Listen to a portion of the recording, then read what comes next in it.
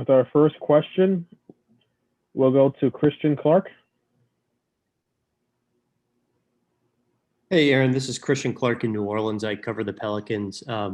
We are pretty familiar with Jerry Stackhouse down here because he's served as a mentor for Brandon Ingram. I was just curious, what was your experience like playing for Coach Stackhouse at Vanderbilt? Oh man, it was awesome. It was like a dream come true having a coach like that. A guy who played 18 years in the NBA, scoring champion, like-minded guy, hardworking guy, doesn't take crap from anybody type of player. To come in and have a chance to learn from a guy like that was just a dream come true. It was perfect. Okay, great. With our next question, we'll go to Jeff McDonald.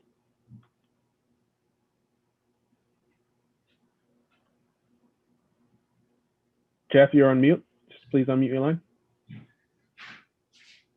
There we go. Hey, Aaron. I cover the Spurs down in San Antonio. I'm just kind of curious in general. You guys coming into this year's draft as rookies. It's going to be a pretty quick turnaround from draft, and then 2 weeks later you're in camp, and then games are starting for real after that, and no summer league. I'm wondering if that feels like a whirlwind to you when you think about it, and what you can do to be prepared for how quickly everything is going to go for you guys. Well, we've been spending the last 6 months really preparing, being at home, being able to work on our games, work on our weaknesses and turn those into strengths. So, the quick turnaround after the draft, at least for me, isn't too much of a big deal. I'm ready to play basketball. I haven't played basketball since January. So I'm just ready to go. I'm excited. My competitiveness is at an all-time high. And even though it's not the typical draft process for me and the rest of the draftees, I'm still having fun, because I don't know any better. To me, this is still a blast. Thank you. Appreciate it. Thank you. Great, thanks. With our next question, we'll go to Mark Medina. Aaron, Mark Medina here with USA Today. What have been some of the unique experiences that have jumped out to you during this whole process, just given just how unique this has been with not having any tournament games, having to do everything virtually and everything else? It's been very, very unique. All the Zoom meetings, never used Zoom before in my life, and now I use it almost every day. So it's definitely something that I've gotten used to. It's not the ideal situation for anybody by any means, but everybody's going through it. Everybody has to get through it. So we're just trying to make the best out of it. I'm trying to turn a negative into a positive and continue having fun and smiling through the whole thing.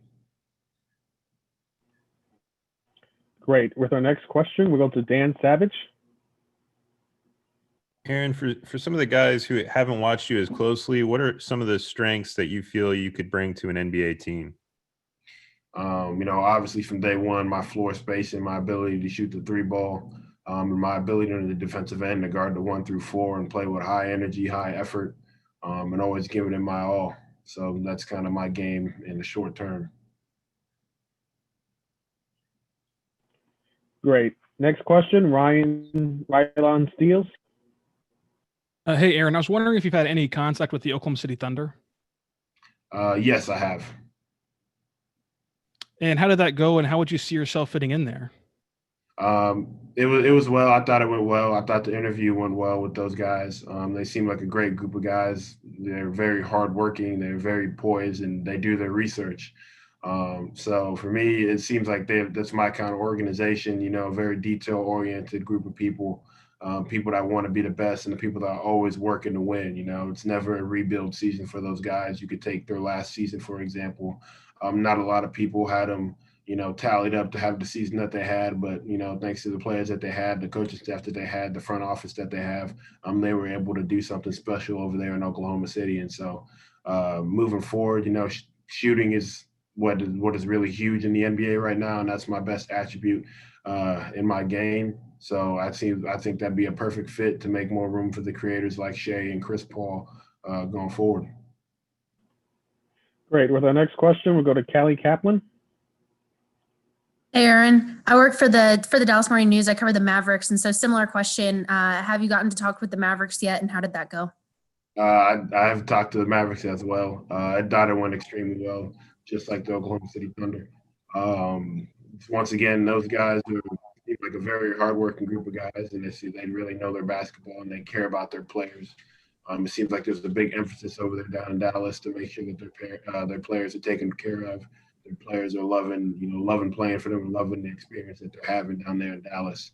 And so fitting in over there, they got a phenomenal player, and Luka and Porzingis, just huge creators for the offense, and I can come in and make space for those guys and make their life easier by pulling the defense out to the wing, and just letting them get to the basket and make the right plays. Thank you. Thank you. Great. With our next question, we'll go to Ian Begley. Ian? Hey, Aaron, thanks for doing this. I'm in New York covering the Knicks and the Nets, and I was just curious to see if you had touched base with either team. I've talked to the Nets, and I'm supposed to talk to the Knicks very soon. Yeah. And just in terms of, you say you're going to talk to the Knicks, what would you think about potentially ending up there on that roster and how you'd fit? I think it would be great. They have a great young core, a lot of great pieces coming in, a lot of great coach that's over there right now. So going forward, it's just continuing to build that program and get that city where it used to be back in the glory days, where they belong in the mecca of basketball. They should be at the top every year. And so me coming in, the plan wouldn't be any different. Help turn that narrative around and help them get to where they should be. Thank you. Appreciate it. Thank you. Great. With our next question, we go to Matt George. Matt? Hi, Aaron. This is Matt George from KHDK Radio in Sacramento. Kind of a similar question. Have you had any contact with the Sacramento Kings? Then how can you envision yourself fitting in alongside a speedy point guard like De'Aaron Fox, learning from a shooter like Buddy Hield? I have not talked to Sacramento yet. Also, I'm supposed to talk to them extremely soon, later this week. But as far as being on, it's pretty much the same thing. You have a great creator in De'Aaron Fox, who's extremely fast, in my opinion, probably the fastest person in the NBA right now, just getting from end to end with the basketball. And so if I'm on the wing, sprinting down the sideline, spotting up in the corner or the wing for them open threes, once he creates that space, it's an easy assist for him. It's easy money for me. And that'll be great ball movement and great momentum going on for the rest of the. Great. And our next question, we'll go to Dwight James. I'm with NBC Sports Northwestern. Do you have a feel for which of these teams might be the most interested in you? Not quite yet. That's not really my focus right now because the draft is not here yet. We're still a week away. So right now I'm still in completely getting ready for that next level mode. Working on my weaknesses, trying to make those my strengths. Have you talked to the Trailblazers? I have talked to the Trailblazers. Yes, sir. Great. With our next question, go ahead.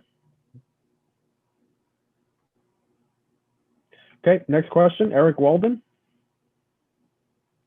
Hi, Aaron. Thank you for taking the time. I cover the Jazz here in Salt Lake City for the Salt Lake Tribune. Just wondering what your level of interaction has been with them and how you view your potential fit with that franchise. The Jazz were one of the earlier teams that I talked to, so getting the opportunity to talk to those guys and have them pick my brain and for me to pick theirs was very beneficial, and it was a very fun process to do. So moving forward, they have guys like Donovan Mitchell and Rudy Gobert who absolutely played phenomenal in the first round of the playoffs this past season. And me being out there in the wing will do nothing but make their life easier, being able to spread that floor, being able to allow Donovan Mitchell to have more space and kind of take some of the load off him. On the scoring wise and on the defensive end, just being another anchor for those guys and being an effort and energy guy on the defense, diving on loose balls, getting deflections and taking charges. Thank you. Great, thanks. With our next question, we'll go to James Ham. James? Hey, how's it going, Aaron? You've had plenty of time here to really prepare. What is it that you focused on? You said shoring up your weaknesses, but what is it like? Is it your body? Is it a specific aspect of your game that you've worked on? Just becoming an all-around better basketball player. I said it's not a secret. My best attribute going into the NBA is my shooting and being able to spread that floor. But, trying to expand my game and try and make myself a more complete basketball player, making the right reads at the right time and making the right play for my teammates. So Just trying to not be so try and make my game more multi-dimensional and just become a better basketball player as a whole on both sides of the floor. Great. Thank you. We just have time for about 1 or 2 more questions. We'll go to Alder Tiamo. Alder? Hi, Aaron. I would like to ask, who are the teams whom you work out with? Who are the teams I've worked out with? Yeah. I've worked out with 5 teams so far, and I think they have all gone very well. I've put a lot of hard work and effort into those workouts, and I'm excited to see the decisions that those guys make on draft day. Can you mention them or? Oh, can I mention them? Yeah. I've worked out with the Pelicans, the Suns, the Spurs, the Miami Heat, and the Pistons. Thank you. Thank you. Great. With our next question, we'll go to Justin Quinn. Hi, I'm with the USA Today Sports Media Group covering the Celtics. So you have not worked out with them? The Boston Celtics, I have not worked out with them yet, but it is scheduled. It's scheduled for this week, so there'll be another good one to get in, another one I'm going to put my all into and give 110%. How would you envision your fit for them? I think it'll be very well. They got a good core group of guys, really talented, and they're all very young. So going forward, that team has a very bright future, and I think I can step right in and just make life easier for those guys once again. For like Kemba Walker, Jason Tatum, Jaylen Brown, Marcus Smart, etc. Just giving those guys more space and more room to operate, I think is going to really help elevate their game and make life easier. Thanks, Ben. Thank you. Great. And with our final question, let's go to Dave Foster. Dave? Hey, Aaron, Dave Foster with the Fox affiliate in Nashville. Obviously, there were some ups and downs at Vanderbilt during the time you were there. What do you think you'll take from your time on West End as you look towards this new chapter? There's so much for me to take from my time at West End. I had a blast 2 years down there. Wouldn't trade it for anything in the world. Definitely just the professionalism that I learned at my time at Vanderbilt, especially from Coach Stackhouse in particular. Just the approach that he kind of instilled into the game in me, the accountability that he made sure I held myself to, the standard that he held me to, kind of eat, breathe, sleep, completely live in basketball 24/7. Just continue to have that approach, that mindset, and continuing to get better 1% each day.